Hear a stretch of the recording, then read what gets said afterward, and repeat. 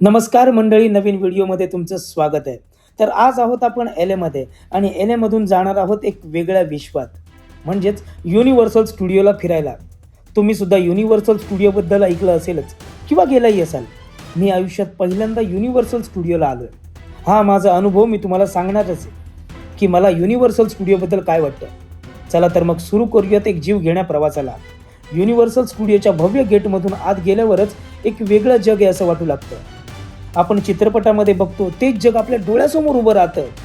लोकांची भयानक गर्दी आणि त्यातून आयुष्य हादरवून टाकणाऱ्या ह्या राईड्स लांबून बघितल्या की भीती वाटते.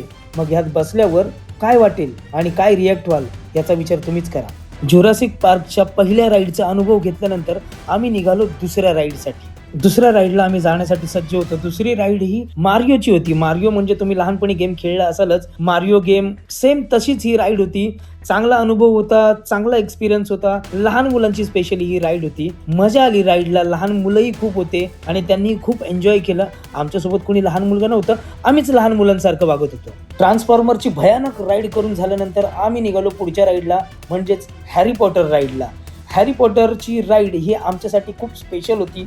जागा वेगळी होती आणि हॅरी पॉटरच्या राईडसाठी आम्ही उत्सुक होतो. हॅरी पॉटरच्या राईडसाठी आतमध्ये गेल्यावर तिथली प्रत्येक वस्तू, प्रत्येक कॅरेक्टर हे जिवंत होतं, तुमच्यासोबत संवाद साधतं. मौत को छूकर से वापस आने के बाद मी माझ्या शरीरातले प्रत्येक अवयव चेक केले, ते योग्य ठिकाणी योग्य जागेवर आहेत की नाही याची खात्री करून घेतली आणि मग जरा शांत झालो, कारण राईडच एवढी भयानक होती. युनिव्हर्सल स्टुडिओमध्ये फेरफटका मारत असतानाच कळलं की इथे कोणी गाडी ठोकून गेलंय.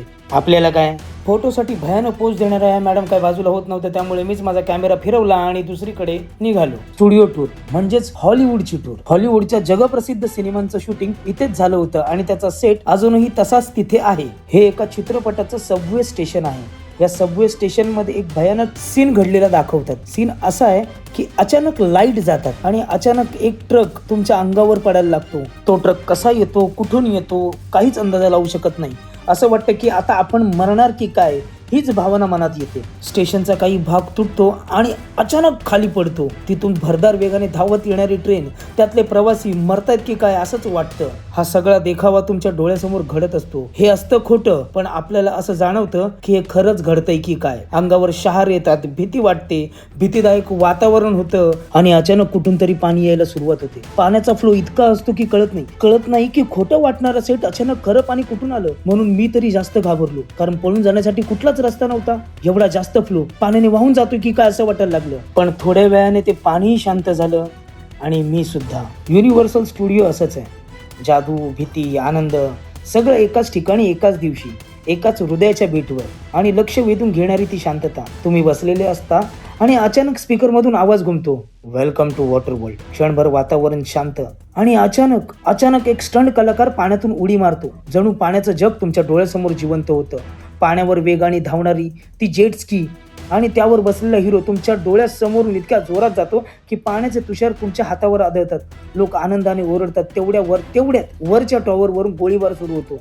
खलनायक आणि हिरो त्यांच्यातील धावपळ, पोहणं, लढणं हे सगळं तुमच्या डोळ्यासमोर इतकं वेगात होतं की क्षणभर श्वास घ्यायला वेळ मिळत नाही. अचानक आकाशात काळा धूर उठतो. एक प्रचंड स्फोट होतो. ज्वाला इतक्या उंच उडतात की तुमच्या चेहऱ्यावर उष्णताची झळ जाणवते. जणू तुम्ही या जगाचा एक भाग आहात. हिरो पडतो, पाण्यात उडी मारतो, खलनायकाला पकडण्यासाठी वर चढतो. जणू खऱ्या चित्रपटाच्या सेटवर तुम्ही उभे असल्यासारखं. लोक जल्लोषात, पण पुढे काय होणार हे कोणीच ओळखू शकत नाही. आणि मग त्याच क्षणी एक विमान कर्कश आवाज करत तुमच्या डोक्यावरून येतं आणि मोठ्या वेगाने पाण्यात कोसळतं. खलनायक पराभूत होतो आणि पाण्याच्या जगात शांतता पसरते.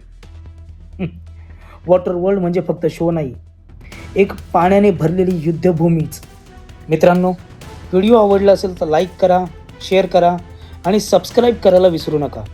थँक्यू.